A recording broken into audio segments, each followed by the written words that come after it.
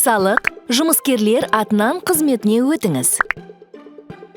Стандартты тәсілді таңдап, салық режимін көрсетіңіз.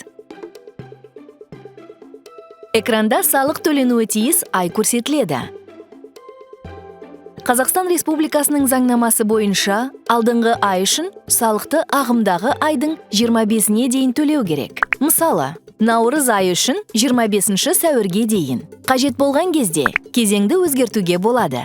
Компанияның орналасқан жері бойынша салық органын таңдаңыз. Әр жұмыскердің жалақысын енгізіңіз. Аударым сомасы автоматты түрде толтырылады.